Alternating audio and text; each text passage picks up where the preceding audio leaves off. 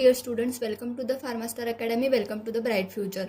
In earlier lectures, we have discussed about the all cell components और इस lecture में अभी हम देखने वाले हैं ट्रांसपोर्ट अक्रॉस सेल मेम्ब्रेन।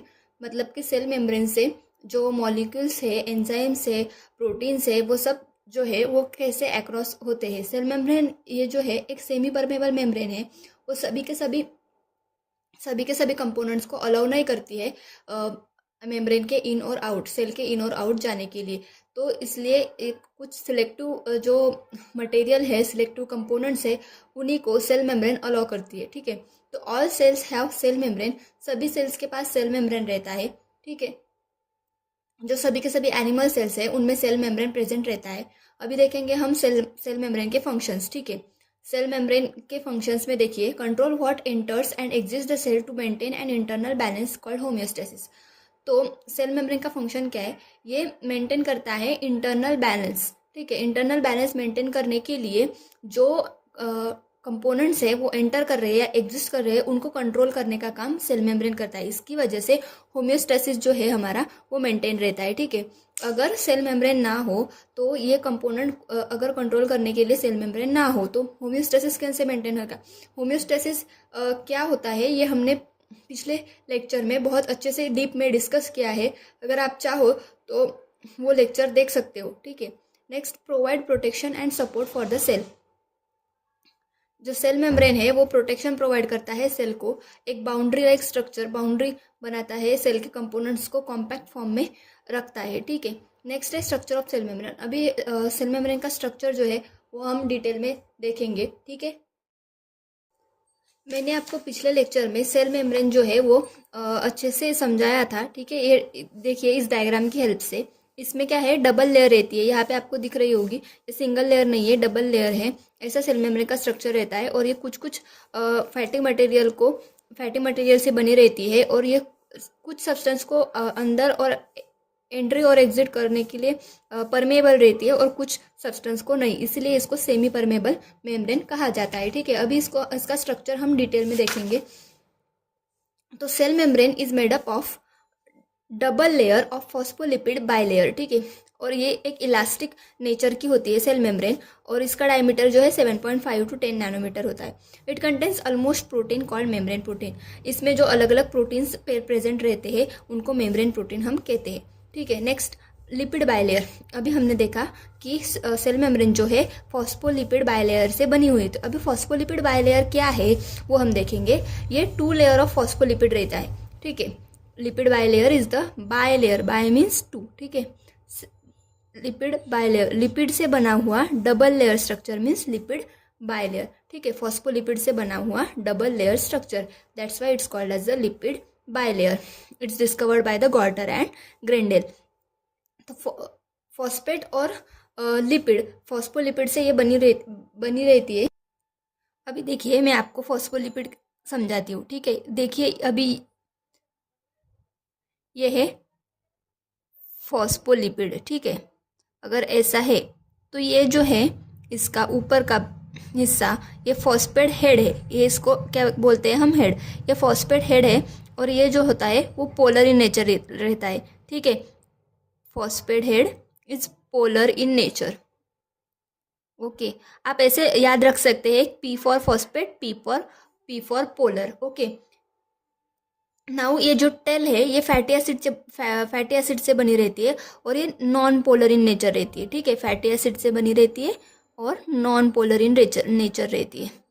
ठीक है, अभी देखिए fatty acid tails is non polar.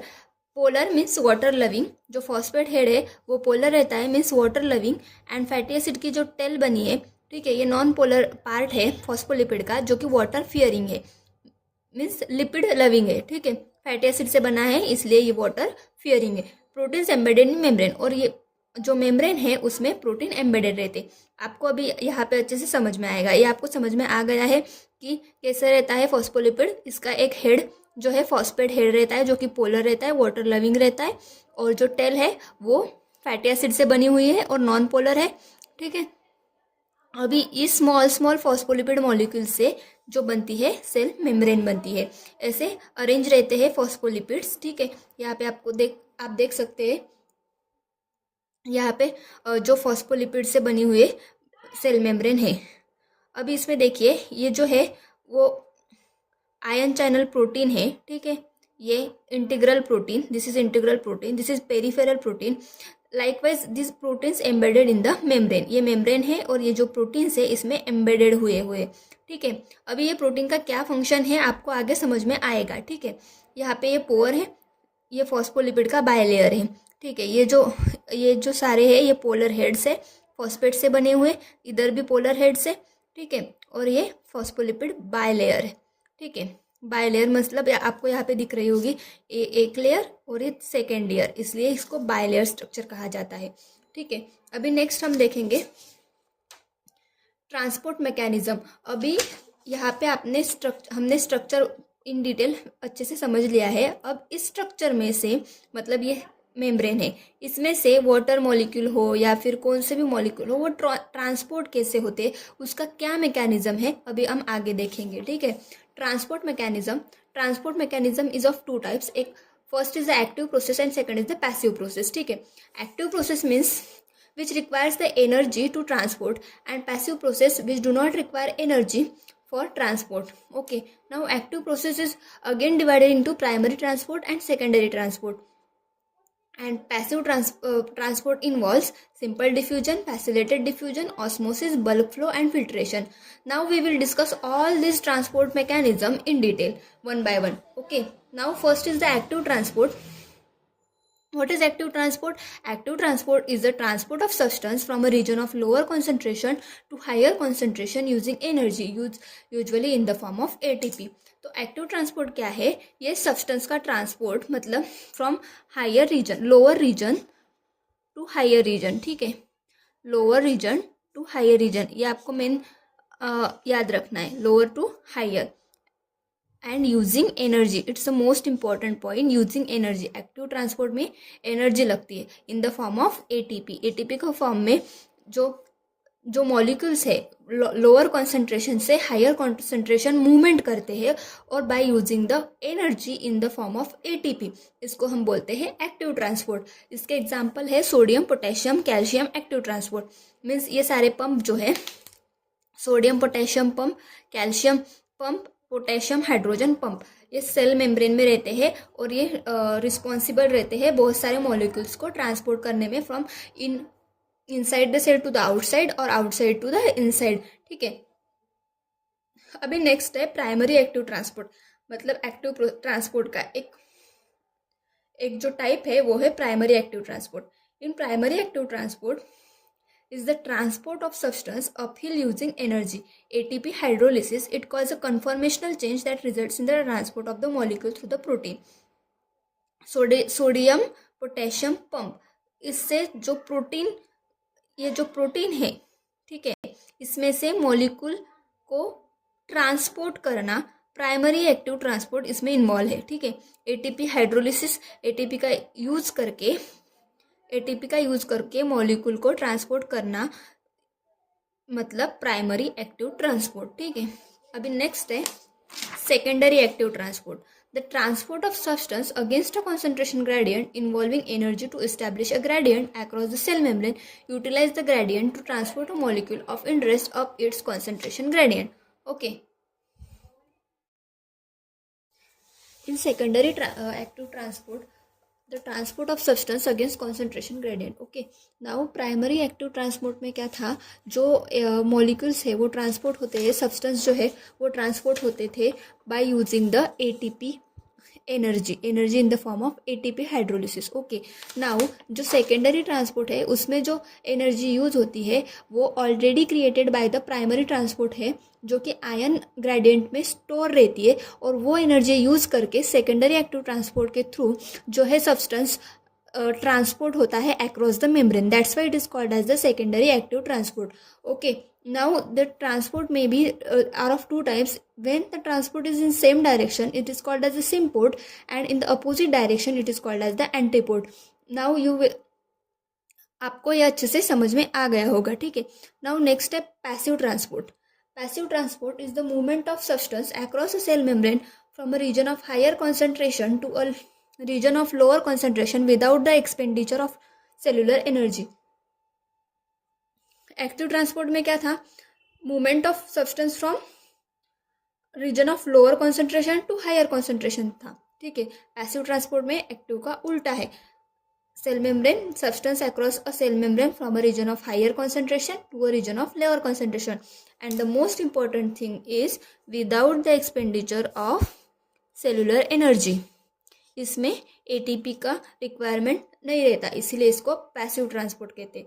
ठीक है. अभी इसमें हमने 5 टाइप्स देखे थे. Simple diffusion, facilitated diffusion, osmosis. Types से ज़्यादा मैकेनिज्म हम इसे ये वर्ड यूज़ कर सकते हैं. अलग अलग मैकेनिज्म से. ठीक है. पैसिव प्रोसेस में अभी ये सारे जो मैकेनिज्म है, इसमें कौन से भी मैकेनिज्म में एनर्जी यूज़ नहीं होगी, because this all are the parts of passive processes. Okay. Now first we will see the simple diffusion. We all know the definition of diffusion. What is the diffusion? Diffusion means the movement of molecules from a higher concentration to a lower concentration is called diffusion. In simple diffusion क्या होता है?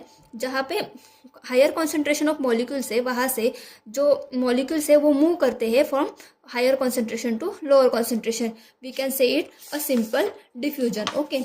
Now lipophilic substance can enter cells easily because they diffuse through the lipid portion of the membrane.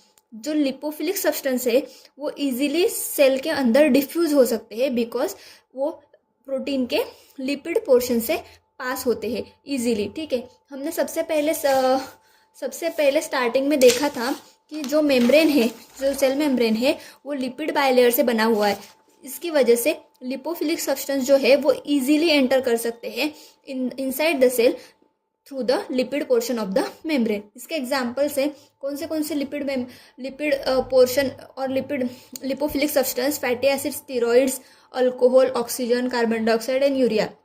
ये सारे जो lipophilic substance है वो easily cell membrane के through pass हो सकते हैं because of the lipophilic in nature. Okay. And cell membrane is also made up of lipid portion. Now next is facilitated diffusion. Facilitated diffusion हमने देखा कि इसमें सिंपल वे में higher concentration to lower concentration molecules move करते हैं.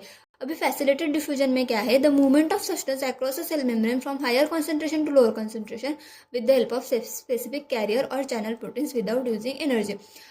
जो simple diffusion है उसमें from higher concentration to lower concentration easily lipophilic nature की वजह से लिपोफिलिक जो सब्सटेंस है वो इजीली पास होते थे.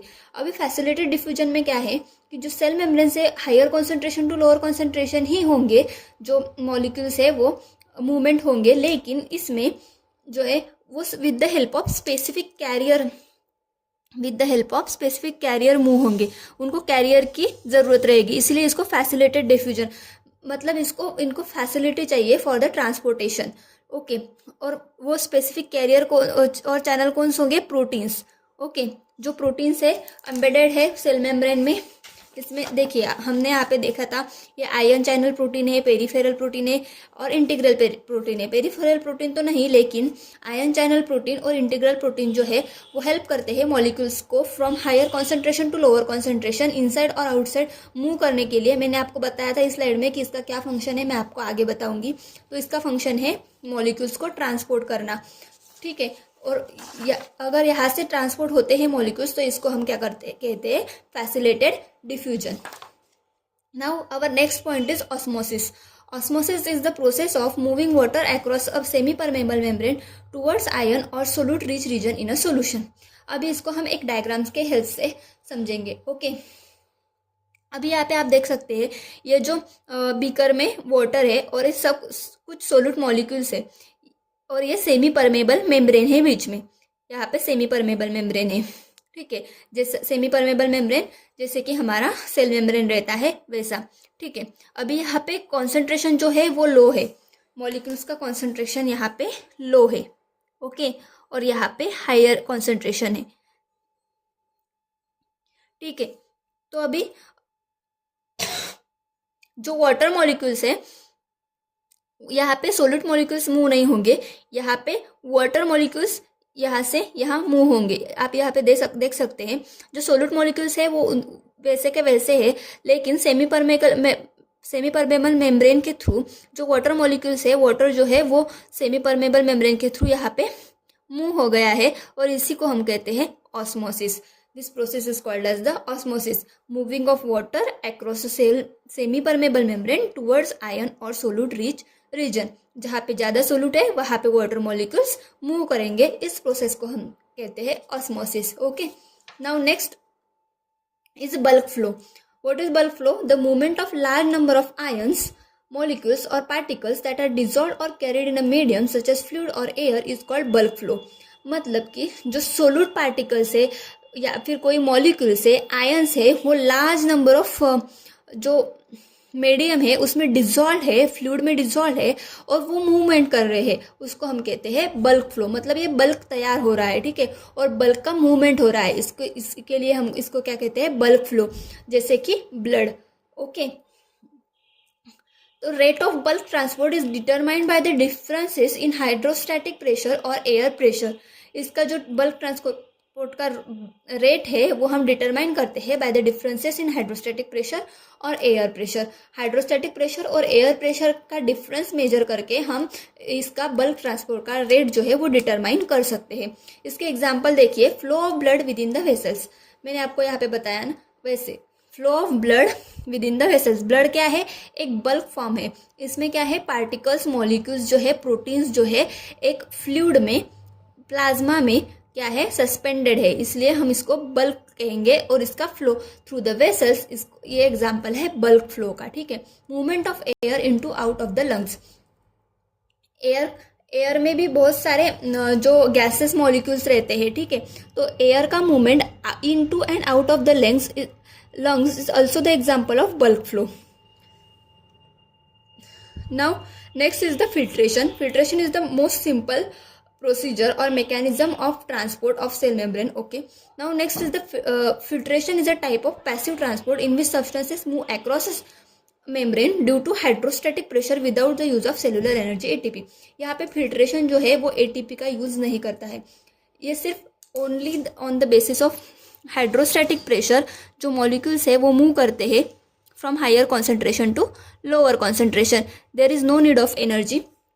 और पैसिव ट्रांसपोर्ट के मैकेनिज्म के किसी भी टाइप के मैकेनिज्म में एनर्जी यूज नहीं होती है, इसलिए इसको हम पैसिव ट्रांसपोर्ट कहते हैं, ठीक है। तो यहाँ पे हाइड्रोस्टैटिक प्रेशर के बेस पर जो है वो मॉलिक्यूल्स का मूवमेंट होता है, और जो मॉलिक्यूल्स है वो सेल मेम्ब्रेन को क्रॉस करते हैं। Now we all see we have discussed all the mechanisms of the transport of cell membrane. Okay, now we will see the difference between the active and passive transport. We already discussed all the types of mechanism which is involved in the active and passive transport. Now we will see the active and passive transport difference. Active transport energy, active transport में energy utilize होती है in the form of ATP. Okay, primary active transport में जो है वो ATP energy use होती है, और सेकेंडरी ट्रांसपोर्ट में क्या होता है, जो प्राइमरी ट्रांसपोर्ट में तैयार हुई जो एनर्जी वो स्टोर रहती है आयन फॉर्म में, तो वो यूज होती है सेकेंडरी एक्टिव ट्रांसपोर्ट में। लेकिन पैसिव ट्रांसपोर्ट में किसी भी मैकेनिज्म में कौन से भी प्रकार की एटीपी जो है वो एनर्जी यूटिलाइज नहीं होती है, ठीक है। एक्टिव ट्रांसपोर्ट में movement of ions takes place against concentration gradient, concentration के ग्रेडियंट अगेंस्ट मॉलिक्यूल मूव होते हैं। लेकिन पैसिव ट्रांसपोर्ट में यहाँ पे कॉन्सेंट्रेशन ग्रेडियंट के फेवर में मॉलिक्यूल्स मूव होते हैं, क्योंकि यहाँ पे क्या है, इसकी वजह से ही इसको यहाँ पे एनर्जी लगती है, बिकॉज इनको मूव कहाँ से करना है, अगेंस्ट कॉन्सेंट्रेशन ग्रेडियंट करना है, और ये फेवरिंग को कॉन्सेंट्रेशन ग्रेडियंट कर रहे हैं, इसलिए इनको एनर्जी की जरूरत नहीं रहती है, ठीक है। एक्टिव ट्रांसपोर्ट में स्पेसिफिक कैरियर रिक्वायर रहता है, जैसे कि प्रोटीन्स, और पैसिव ट्रांसपोर्ट में no carriers is required. Cellular respiration rate is high, and in passive transport there is no change in the cellular respiratory rate. There are enzymes are involved in the active transport, and in passive transport no enzymes are involved. Now हमने इस lecture में क्या क्या देखा? First of all हमने देखा structure of cell membrane and function of cell membrane, lipid bilayer कैसे बना रहता है, फॉस्फोलिपिड का स्ट्रक्चर कैसा है, polar and non polar head and tail, ये सब हमने देखा। देन नेक्स्ट हमने इसमें जो ट्रांसपोर्ट के टाइप्स है वो देखे, active transport and passive transport, और वो हमने अच्छे से डिटेल में समझे। इसमें मोस्ट इम्पॉर्टेंट हमने देखा सिंपल डिफ्यूजन और ऑस्मोसिस, ये सारे पॉइंट्स हमने इसमें कवर किए हैं। ठीक है, नाउ आपको ये अच्छे से समझ में आ गया होगा complete cell transport across the cell membrane, कैसे क्या ट्रांसपोर्ट होता है, सेल मेम्ब्रेन से मॉलिक्यूल्स कैसे ट्रांसपोर्ट होते हैं inside the cell and outside the cell. Now thank you so much for listening, and if you want lectures or if you want to join the Pharmastar Academy Pharmastar batches, you can call on this number. ठीक है, thank you.